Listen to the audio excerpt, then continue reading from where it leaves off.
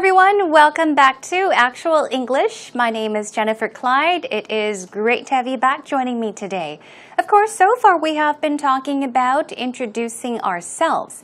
Now, when you meet somebody for the first time, you of course can talk about what you do for a living.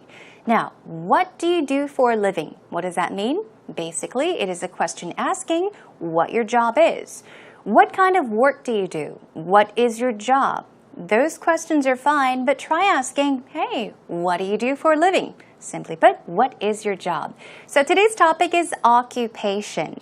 Now, when you talk about your occupation, you can, of course, briefly or simply mention what you do, what you're in charge of, what your responsibilities are, which company you work for how long you've worked there. But of course, I think it's important, especially when you do an interview or you meet someone for the first time and talk about your job, you can add some details and talk about how much you enjoy your work, whether you love your job or the opposite, whether you hate it. Okay, anyhow, the topic for today is once again occupation, so let's get started. Here is today's actual talk.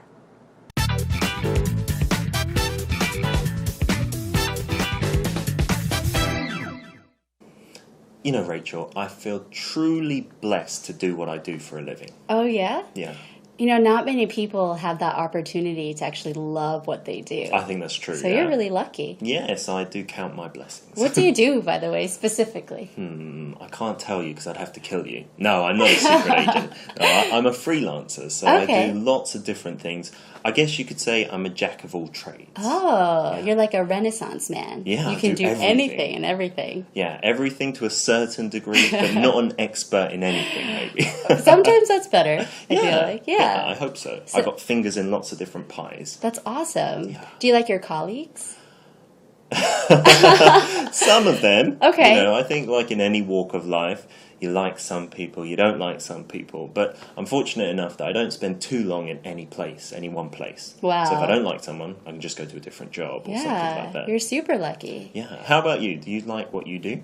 I do like what I do. I worked as a news anchor at a radio station. Oh, wow. And I absolutely loved it because basically I was getting paid to learn. It's to put it simply, right? Because Yeah. I was reading about the news, current events, and I was learning about the world while I was getting paid to do it. That's true. Everyone reads the news anyway. Exactly. You get paid to do it. Yeah. You're a genius. Oh, thank you. No, so I did a lot of like editing and also translating, and which helped me a lot because I was doing domestic news, so Korean into English translation. So I learned a lot in that sense too.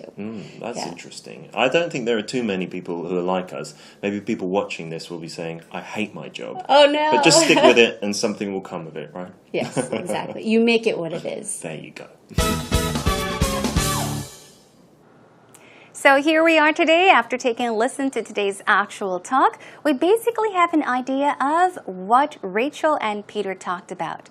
Remember, I said of course, when you have a conversation about your occupation, your job, the kind of work you do, you of course can mention the name of the company and perhaps your position, what you do, but try to make it more interesting and fun, a bit more casual by adding the details of talking about how much you enjoy your job. And that is exactly what Rachel and Peter did. They both seem to really enjoy what they do for a living, so let's take a look. All right, so Peter said, Rachel, I feel truly blessed to do what I do for a living. So let's take a look here. I feel blessed and also do for a living. I mentioned it over and over and over again. Now, what you do for a living basically means or refers to the kind of work you do. But let's take a look at this. Peter says, I feel truly blessed. I feel blessed. What does that mean? Let's check it out. So if you say you feel blessed to do something, it means that you are very grateful. You are content. You are very, very happy. So if you really enjoy what you do, if you enjoy your job, you can say, I feel blessed to do what I do, or to do what I do for a living, which means, job, in other words, occupation. Okay, Rachel says, oh yeah? And she says, you know, not many people love what they do, so you're really lucky. That's true. How many of you really enjoy your job? Do you just go to your workplace and just work because you have to? Or do you really enjoy doing what you do? I actually enjoy what I do. I guess I am a lucky person too. Anyhow, and then Peter says, I do count my blessings. So he is stressing it, okay? I feel truly blessed to do what I do. And then he once again says, I count my blessings. Once again, the word bless is included here. So let's take a look at what count one's blessings means, okay? So to count one's blessings means to focus on or think about the good things in life and not focus too much on the negative things, the bad things in life, right? So of course, in life, bad things can happen. But if you say, I count my blessings, it means even if terrible things happen in life, yeah, I tend to concentrate, think about, or focus on the good things in life, okay? All right, here we go. Now, Rachel asks a question. She says, so what do you do, by the way, specifically?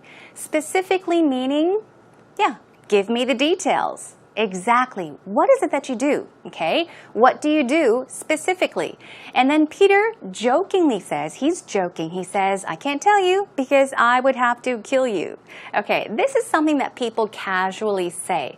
It is a joke, so keep that in mind. He's not really talking about killing her or harming her, but he's saying, well, it's kind of a secret. Jokingly, and he says, nah, I'm not a secret agent. So up to this point, okay, if you're a bit confused, don't worry, okay, because Peter was just joking. Let's focus on what he says afterwards. He says, I'm a freelancer, okay, I'm a freelancer, so I do lots of different things, okay, do lots of different things. And then he gives details, and he says, I guess you could say I'm a jack of all trades.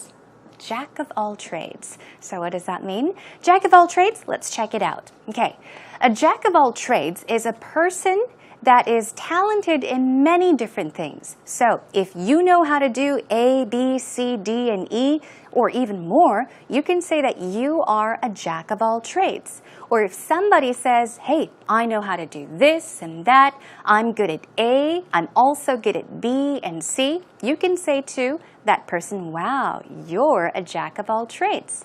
A person that is talented in many, many different things, in many different fields, for example. Now, Rachel says, you're like a Renaissance man.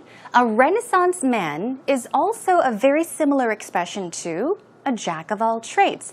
A Renaissance man is somebody that is talented or knowledgeable, somebody that is very skilled in doing many different things or tasks, okay? And she says, you can do anything and everything. Now, Peter says, I've got fingers in lots of different pies. And then he asks, how about you? But let's take a look at this expression here. Now, this is an idiomatic expression, okay? Have fingers in different pies. Let's take a look. So you can say that you have fingers in different pies, or even simply have a finger in every pie. It basically means that you are involved in many different things. But keep in mind, although Peter did mention this idiomatic expression in a positive way, more often it is used in a negative way. Perhaps if somebody is so interested in everything, right? You can say, wow, you know, he or she has fingers in every pie. That person is very nosy. 간섭을 좀 많이 한다, okay? So keep in mind, it can be used in positive situations, but even more in negative situations. Anyhow, in this sentence, Peter is saying that, yeah, he is involved in doing many different things. And he asks, so do you like what you do? He's asking Rachel. She says, I do like what I do. Now, the do there, it can be omitted. But why is the do there? For example, I can say, I like what I do. I like what I do. Now, what about this? I do like what I do. I do like what I do. Now, you are stressing the fact that you really, really, really enjoy doing what you do, okay? And then she says, I worked as a news anchor, and she goes on talking about what she did. And she said, I absolutely loved it. I enjoyed the job. So she was getting paid to learn. Yeah, I guess even for me, I can say that I get paid to learn because, for example, I prepare lectures and along the way, I learn. So she's saying it's a wonderful job because I work, at the same time, I learn, and at the same time, I get paid to learn.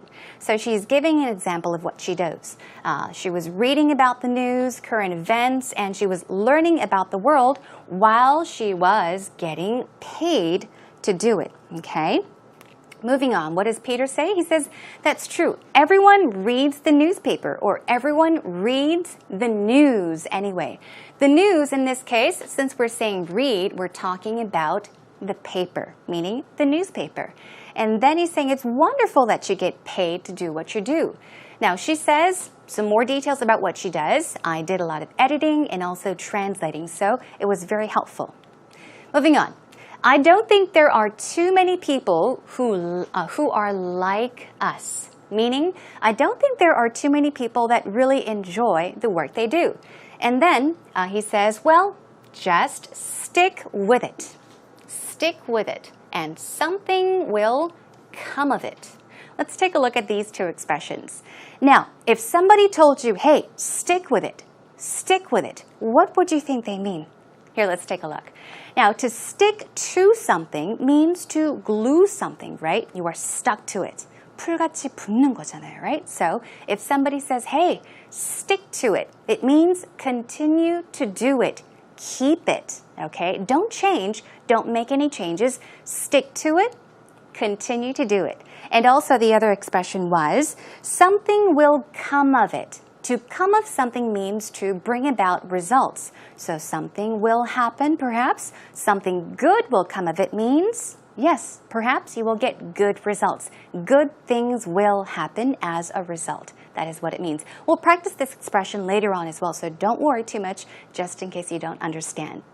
And then finally, Rachel says exactly, you make it what it is.